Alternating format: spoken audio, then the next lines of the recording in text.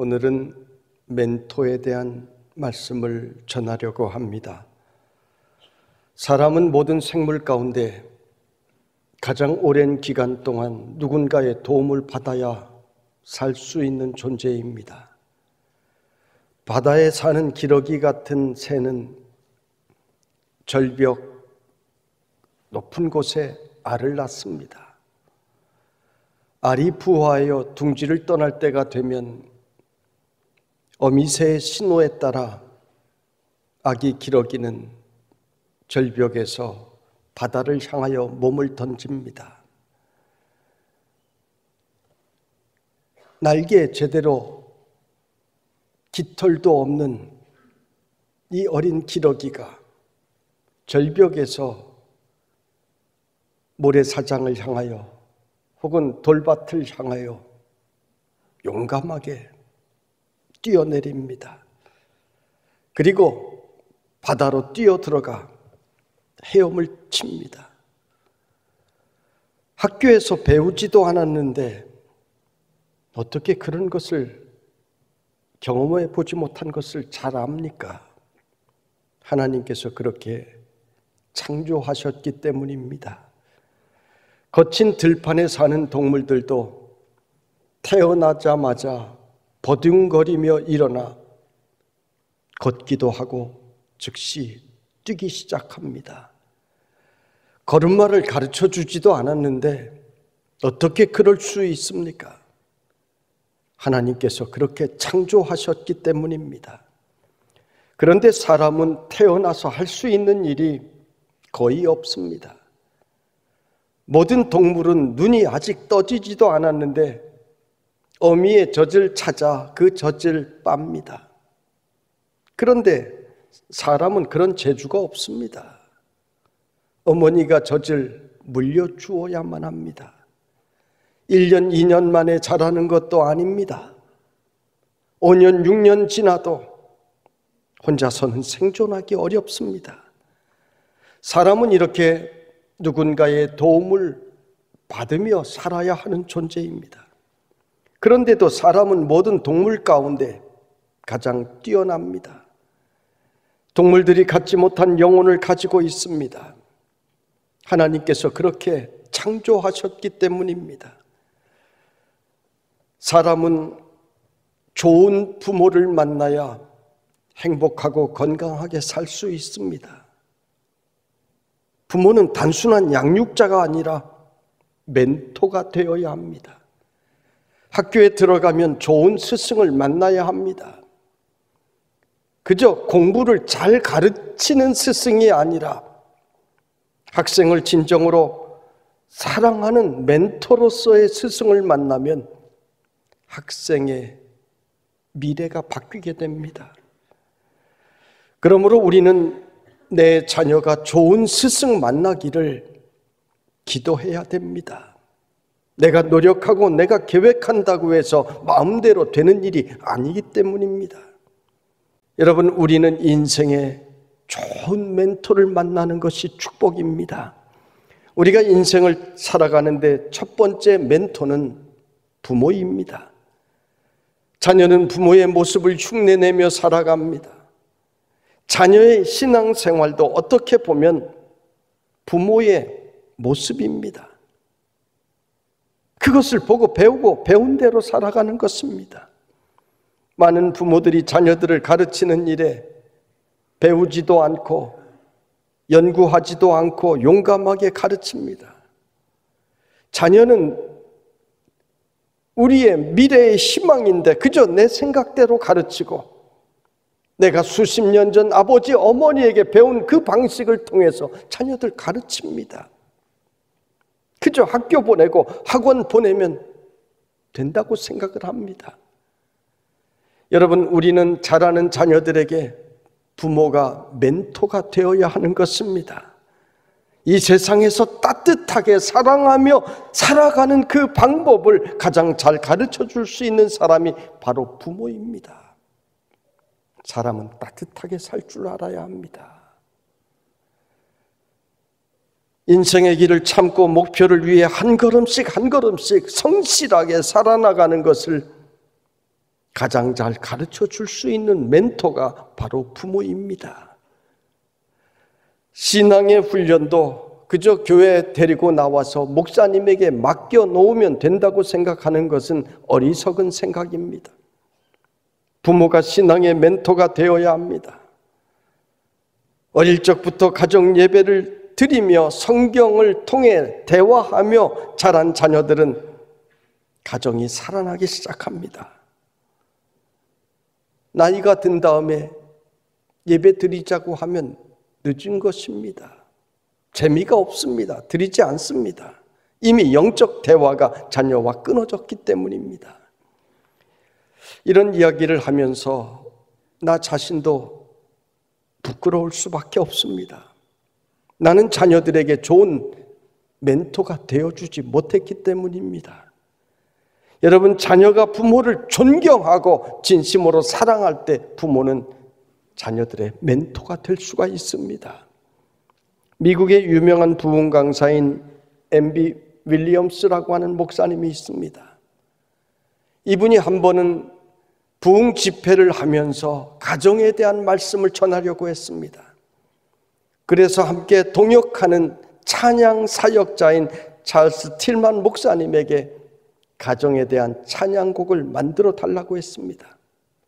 그러자 찰스 틸만 목사님은 윌리엄스 목사님에게 그러면 목사님이 작사를 해주시지요 부탁을 했습니다. 그 이야기를 듣고 그 자리에 앉아 어머니를 생각하며 시를 써내려갔습니다. 그 시가 우리가 잘 아는 찬송, 나의 사랑하는 책 비록 헤어졌으나, 어머니의 무릎 위에 앉아서 재미있게 듣던 말, 그때 일을 지금도 내가 잊지 않고 기억합니다. 그때 일은 지나고 나의 눈에 환하오. 어머니의 말씀 기억하면서 나도 시시때때로 성경 말씀 읽으며 주의 뜻을 따라 살려 합니다. 귀하고 귀하다. 우리 어머니가 들려주시던 재미있게 듣던 말, 이 책 중에 있으니 이 성경 심히 사랑합니다. 찬송가 199장입니다. 윌리엄스 목사님에게는 그 어머니가 신앙의 좋은 멘토였던 것입니다. 성도 여러분, 여러분의 가정에서 부모는 자녀들에게 좋은 멘토들이 되시기를 주님의 이름으로 축원합니다. 두 번째 멘토는 스승입니다. 허준에게는 유이태라고 하는 멘토가 있었습니다. 유이태 선생은 제자인 허준에게 자기의 기술을 가르쳐 주었을 뿐만이 아니라 마지막에는 자신의 몸을 제자에게 주어 얼음 위에서 스승의 몸을 해부할 수 있는 기회를 주었습니다. 물론 영화에 나온 이야기인데 그것이 사실인지는 모르겠어요. 박지성 선수에게는 히딩크라고 하는 멘토가 있었습니다. 박지성은 원래 소심했습니다. 그런 박지성에게 너는 할 수 있다고, 너는 자질이 있다고 격려하고 유럽의 최고 리그로 박지성을 이끌었습니다. 그래서 박지성은 오늘날 세계적인 대선수가 되었습니다. 함석헌 선생님에게는 최흥종 목사님과 다석 유영모라고 하는 스승이 있었습니다. 이 스승들을 통해 나라와 민족을 사랑하는 법을 배웠습니다. CRS리 함석헌 선생님은 최흥종 목사님을 얼마나 존경했든지 멀리서 지나가는 것만 보아도 엎드려 절을 했다고 합니다. 헬렌 켈러에게는 설리반이라고 하는 멘토가 있었습니다. 시청각 장애를 가지고 태어난 헬렌 켈러에게 포기하지 않도록 가르침을 통해 이 헬렌 켈러를 세계적인 위대한 인물로 만들었습니다. 성경에 엘리사는 엘리야라고 하는 능력의 멘토를 두었습니다. 여호수아는 민족을 사랑하는 능력의 모세라고 하는 멘토를 두었습니다.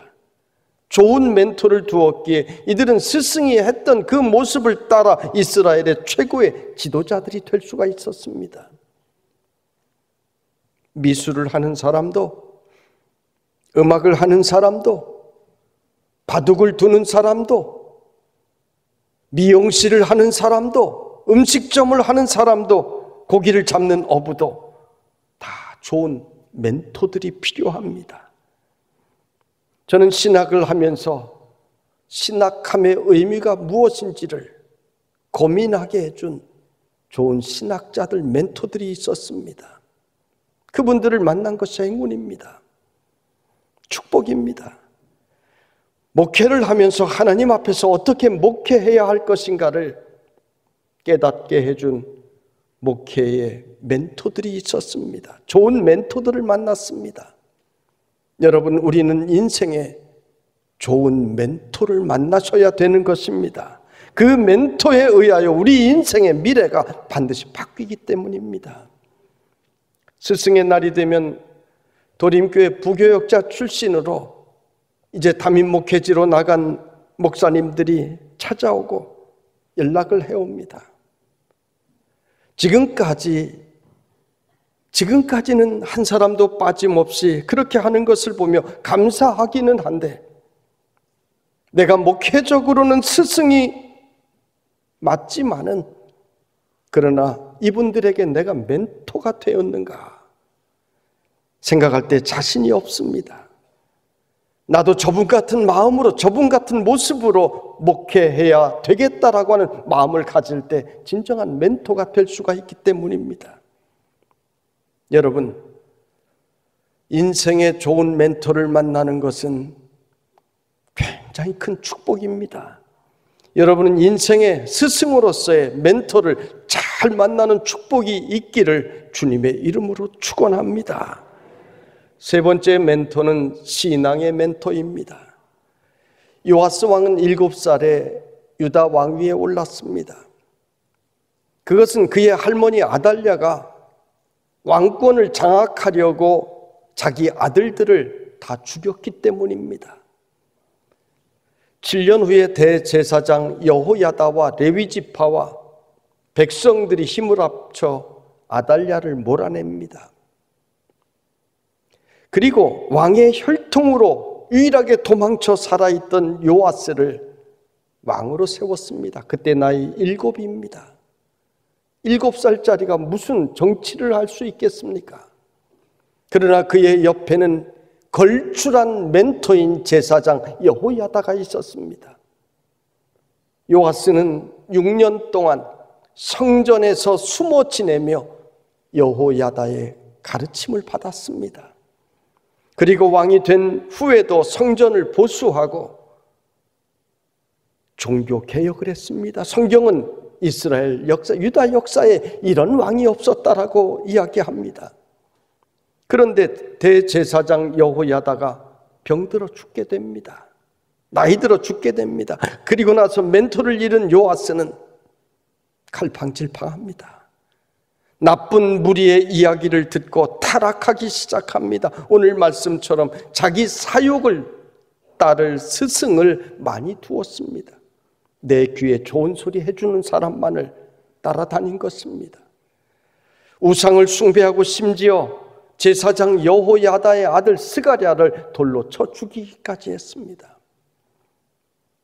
그리고 마침내 자신도 비참하게 제자들에게 죽는 최후를 맞이했습니다. 백성들은 이 요아스는 왕의 자격이 없다 하여 왕의 무덤에도 묻히지를 못했습니다. 왜 이렇게 되었습니까? 신앙의 멘토가 중요하다는 것입니다. 훌륭한 목사님 가르침 가운데 신앙생활 잘하던 사람이 목사님 떠난 후 혹은 돌아가신 이후에 교회에 가시가 되는 경우를 종종 보게 됩니다. 사실은 존경할 만한 신앙의 멘토를 잃어버렸기 때문입니다. 신앙의 잘못된 길을 갈 때 오늘 사도 바울이 디모데에게 명한 것처럼 경책하며 경계하며 권하여 나를 바르게 잡아줄 신앙의 멘토가 없기 때문입니다. 오늘 읽은 말씀 3절로 4절에 보면 때가 이르리니 사람이 바른 교훈을 받지 아니하며 귀가 가려워서 자기의 사욕을 따를 스승을 많이 두고 또 그 귀를 진리에서 돌이켜 허탄한 이야기를 따르리라 했습니다. 너무나 맞는 이야기 아닙니까? 여러분, 신앙생활에는 좋은 신앙의 멘토가 필요합니다. 오늘날 신앙인들 보면 잘못된 신앙의 멘토를 두고 있는 경우를 어떤 경우 보게 됩니다. 부정적인 신앙의 멘토를 따라다니게 되면 나도 부정적인 신앙으로 변하게 됩니다. 복음이 아닌 다른 것에 집착하는 사람을 따라다니며 신앙생활하면 어느 순간 나도 모르게 그 사람의 언어, 그 사람의 행동, 그 사람의 모습들을 따라가게 됩니다. 언젠가 목회자의 눈으로 볼 때 저 사람만은 본받지 않아야 하는데 그런 사람이 있습니다. 그런 사람을 훌륭한 지도자라고 신앙인이라고 따라가고 있는 것을 볼 때 너무나 안타깝기 그지없습니다. 여러분, 좋은 신앙의 멘토를 만나는 것이 큰 축복입니다. 그런 반면에 좋은 신앙의 멘토를 따라다니며 함께 신앙생활을 하는 많은 분들을 보게 됩니다. 얼마 전에도 신방을 하면서 우리 교회에 오신 지 얼마 되지 않은 분에게 당신은 너무 좋은 신앙의 멘토를 만났다고, 귀한 분을 만났다고 이야기해 준 적도 있습니다. 신앙의 멘토를 잘 만나는 것이 너무나 큰 축복입니다. 오늘 성경에 나오는 디모데는 바울이라고 하는 최고의 신앙의 멘토를 만났습니다. 디모데는 바울을 따라다니며 모든 고난을 견뎠다고 성경은 기록합니다. 그리고 바울 자신도 디모데를 나를 가장 잘 살필 수 있는 사람이라고 이야기했습니다. 오늘 읽은 디모데 후서 4장은 바울은 멘토로서 디모데에게 마지막 가르침과 당부를 하고 있는 내용입니다. 나는 이제 세상 떠날 날이 다가왔다. 달려갈 길을 다 마쳤다. 그러나 나는 너에게 엄히 명하노니 너는 말씀을 전파하라. 때를 얻든지 못 얻든지 항상 힘쓰라. 성도들에게 범사의 오래 참음과 가르침으로 경책하며 경계하며 권하라. 말씀합니다. 그리고 디모데 후서를 마치는 마지막 장면에는 눈물겨운 내용들이 나옵니다. 너는 어서 속히 내게 오라고 합니다. 나는 이제 순교의 길로 나아가는데 이 세상 떠나가기 전에 너를 꼭 보고 싶다는 것입니다. 이제 바울은 세상을 떠나는데 천국에 가면 그토록 그리던 주님을 만나고 영광의 삶을 살아야 하는데 무슨 아쉬움이 있겠습니까? 그런데 이 세상을 떠나기 전 내가 그토록 사랑하고 가르쳐온 아들이라, 옥중에서 낳은 아들이라, 복음의 아들이라 칭했던 디모데, 너무 보고 싶다는 것입니다. 그러면서 데마는 나를 버리고 데살로니가로 갔고, 그레스게는 갈라디아로, 디도는 달마디아로 갔고, 누가만 나와 함께 있다. 구리 세공업자인 알렉산더는 나에게 해를 입혔다. 주께서 행한 대로 갚으실 것이다. 너도 그를 조심하라. 너는 겨울이 오기 전에 어서 오라. 이것이 디모데에게 마지막 쓴 편지의 내용입니다. 마지막까지도 복음 전하는 자의 삶을 엄하게 명하며 사람들에게 어떤 사람들 조심해야 될 것인지까지 세심하게 가르치고 있습니다. 떠나는 마지막 순간까지도 내가 멘토가 되어 주었던 디모데에 대한 이 사랑을 우리는 이 편지를 통해서 볼 수가 있습니다. 기도에 대해서 내가 본을 보여야 합니다. 헌금 생활에 대하여, 예배 생활에 대하여, 봉사에 대하여, 헌신에 대하여, 말에 대하여 내가 시범 조교가 되어야 하기 때문입니다. 우리 교회는 많은 신앙의 멘토들이 있습니다. 나의 신앙 생활을 보고 나를 따라오는 사람들을 바른 신앙으로, 순결한 신앙으로, 능력 있는 신앙으로 이끌어야 하는 것입니다. 그리고 멘토의 반대편에 있는 사람을 멘티라고 합니다. 멘토를 따르는 사람입니다.